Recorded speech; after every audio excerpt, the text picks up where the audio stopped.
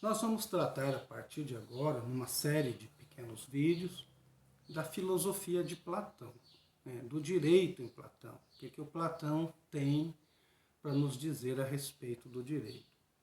O Platão é um filósofo fundamental, né, escreveu muito, né, tem uma obra vasta, né, mais de 30 e tantos livros. Né, foi aluno de Sócrates, pelo menos por uns 8 anos na sua vida.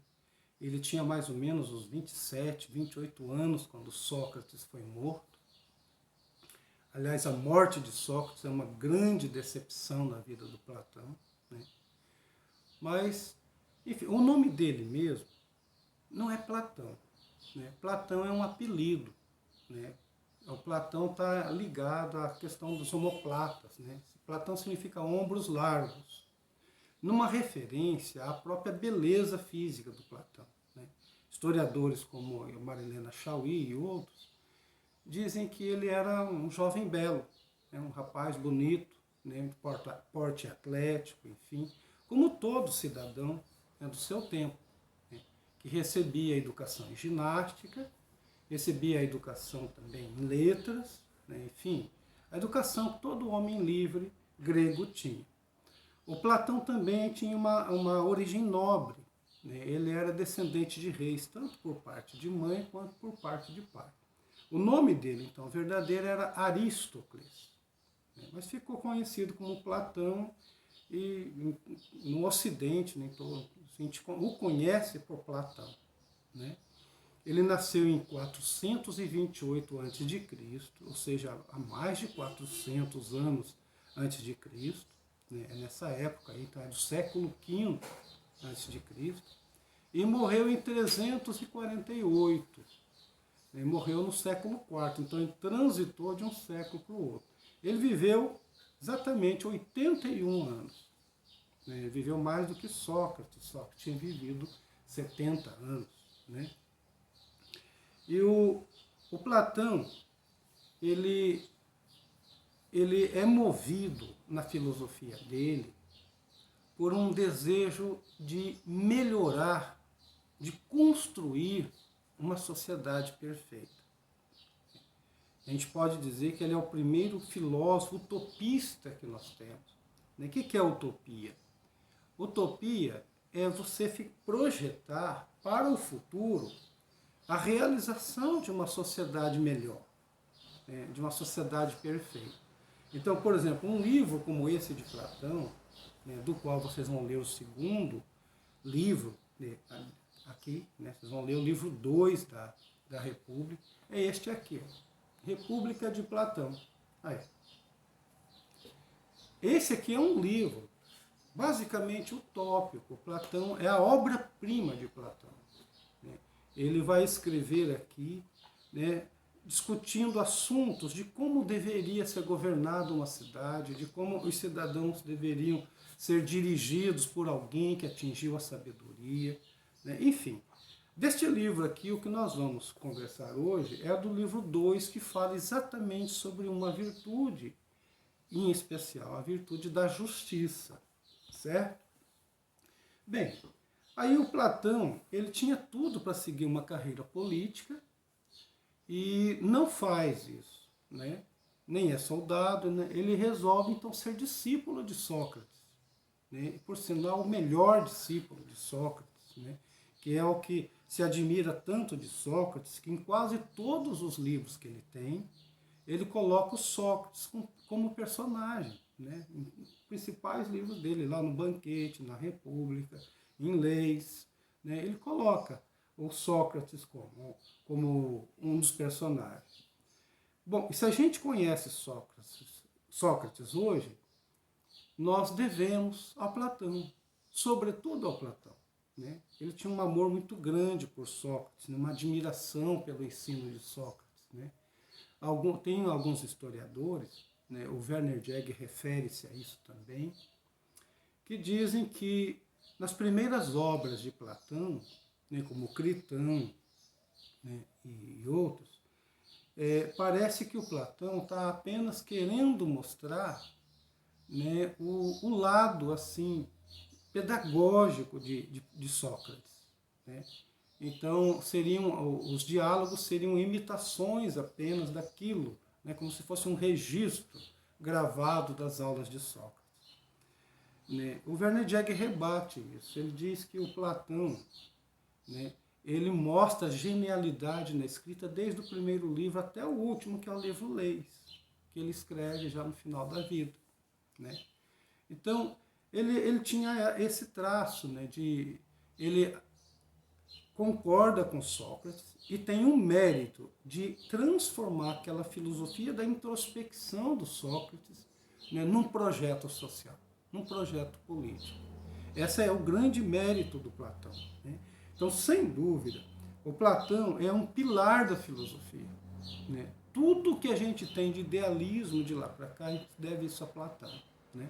O próximo filósofo que a gente vai estudar, que é o Aristóteles, que foi aluno dele, né, por 20 anos, é outro pilar. Então, a gente costuma dizer assim, que nós temos ali, até Sócrates, o tronco da filosofia. E aí a filosofia se transforma em dois galhos, a árvore, né, da filosofia. Um galho é o Platão, né? O outro galho vai ser o Aristóteles. Então nós vamos ter no início da filosofia o idealismo e o realismo. Né? O idealismo de Platão e o... Desculpe, está passando um caminhão aqui fazendo barulho. Tá? Então nós vamos ter o idealismo de Platão e o realismo de Aristóteles. Né? Então isso é importante aqui para nós entendermos isso. Bom, o Platão, quando Sócrates morre, né, o Platão é tomado de uma decepção muito grande com a cidade. Né? Ele fica se perguntando como era possível a uma cidade inteira, né, não perceber que uma pessoa é inocente. Né? Como pode uma cidade errar na sua condução e condenar um inocente à morte? Né? E mais ainda, não é apenas condenar a morte, condenar sabendo que a pessoa é inocente, como foi o caso de Sócrates. Então, ele é um dos filósofos decepcionados com a corrupção do seu tempo. Corrupção política mesmo. Porque os cidadãos gregos eram todos políticos, de uma certa forma. Né? Então, ele era assim, tomado por esta decepção. Então, quando Sócrates morre, o Platão resolve deixar Atenas, ele era de Atenas, como Sócrates, e ele vai passar um tempo no Egito. Né? Pouca gente diz o que ele fez lá no Egito. Possivelmente ele foi lá para estudar, né? Porque o Egito era cheio também de homens sábios, enfim. Ele vai para o Egito, passa um tempo lá, né? E nesse meio tempo, ele é chamado, né, através de um amigo dele chamado Dião, para... Ele é chamado, né, convidado para ser professor, né, de um jovem príncipe chamado Dionísio. O Dionísio era filho do rei de Siracusa. Né? Siracusa existe até hoje, é uma cidade, a capital da Sicília. Né? Aquela ilha que hoje pertence à Itália, né? Na época tudo aquilo ali era Grécia, era a região da Magna Grécia. E o Platão aceita. Então o Platão vai para Siracusa, morar lá, e vai assim ensinar esse jovem, né? Que vai ser a segunda grande decepção também da vida do Platão. Né? Essa história é contada numa carta, esta aqui, ó, a carta 7ª. Né? É uma carta autobiográfica, né? Pequena, uma carta, que o Platão escreve à família de Dião, ou Dion, né? Como alguns gostam de dizer. Né? Ele escreve como? Por que ele escreve isso aqui? É porque uma vez que o Dionísio, educado por ele, né, ele assume o poder, ele se transforma pouco a pouco num tirano. Né? Num tirano, a ponto de os cidadãos de Siracusa, entre eles o Dião, que era amigo íntimo do Platão, assim fazer um complô para assassiná-lo, né? Só que o Dionísio descobre isso antes e manda matar todo mundo. Mata o Dião, mata, enfim, todos os companheiros que estavam lá, né, nessa tentativa de golpe contra ele. E o Platão, que era amigo do Dião, conhecidíssimo como amigo do Dião, ficou sob suspeita, né? O rei não mandou matá-lo, mas fez com que ele ficasse preso, né, numa prisão domiciliar, dentro do próprio palácio. Então, o Platão, ele percebeu assim, como é possível isso, né? Você ensina um jovem, diz para ele o que são as coisas corretas de se fazer, e isso não convence, isso não produz o resultado que se deveria, né? Será que é possível a gente pegar um político, né, e tentar fazer com que ele entenda o que é virtude, o que é a verdade? Será possível isso? Né? Essa carta, então, ele escreve aos pais do Dião, né, para explicar o que aconteceu, e essa é uma das cartas doídas que o Platão escreve. Né? Se é a carta 7ª, obviamente tem outras cartas anteriores, né, e talvez posteriores. Eu conheço só esta aqui. Olha só, então o Platão ele consegue, né, depois, né, ser resgatado. Aqui não dizem como, mas ele consegue ser resgatado, sair de lá e voltar a Atenas. E aí, quando ele volta a Atenas, ele já volta convencido de que não adianta você esperar que um político se torne um sábio. De que é preciso fazer uma outra aposta. É preciso que você eduque o homem desde pequeno, para ele ser sábio primeiro, para depois ele se inserir na política. Então aí teria mais garantia. Então é isso que o Platão vai fazer. Chegando a Atenas, ele funda a academia, né? E é por conta disso que nós somos chamados acadêmicos hoje, né? Então ele vai fundar a academia, né, que é um lugar daquele Roma, né, e tem alguns discípulos que convivem com ele, né, outros que vêm de fora, mas enfim, daí passa a dar aula, se dedicar ao ensino, e vai fazer isso até o fim da vida dele, até os 81 anos de idade. Né, e escreve muito, bastante. Né. Eu queria mostrar alguns livros para vocês, né, desse aí. Aqui no Brasil tem várias edições dos diálogos. A obra do Platão sempre são assim, chamados de diálogos. Tá? Assim. Por quê? Porque parecem peças de teatro, assim como eu expliquei nas aulas passadas para vocês. Esse aqui é o primeiro volume. Né? Aqui tem 3 diálogos do Platão. Tem o Teeteto, quase sempre é nome de gente. Né? Que às vezes é um amigo, às vezes é um discípulo de Sócrates, outra vez é um sofista, e assim vai. Aqui tem o Teeteto. Esse livro ele vai falar sobre o conhecimento. Né? Nesse esquema aqui que vocês vão entender daqui a pouco, do idealismo, né? Do empirismo. Né? E tal. O próximo, para falar do ser, né? É o sofista. Sofista. E tem aqui o Protágoras. Protágoras, que é um sofista, né? Que é um livro que onde vocês vão encontrar assim, argumentos para o direito. Né? Ele vai falar, do Protágoras, ele vai falar dos sofistas, né? Do ensino dos sofistas. Né? Qual é a questão da retórica e tudo mais. Tá certo? No segundo volume da coleção dele, tem aqui o Gorgias, onde ele vai falar da retórica, certo? Ele vai discutir, como eu disse para vocês, o Sócrates e o Platão, eles não são favoráveis à retórica. Né? A retórica é para convencer o outro, mas a busca da verdade só pode ser feita através da dialética, ou seja, dos diálogos. Né? E aqui tem também o Eutidemo, onde ele vai falar sobre a disputa. Né? Essa disputa, essa erística que existe entre um querer vencer o outro. Portanto, ainda é consideração sobre a retórica. E aí tem aqui o Hípias Maior e o Hípias Menor. Né? O Hípias Maior ele vai falar sobre o belo. A beleza, o que é o belo? Né? Esse é o tema E o Hipias Menor vai falar sobre a mentira, sobre o falso. Olha, está vendo? São sempre livros temáticos aí, né?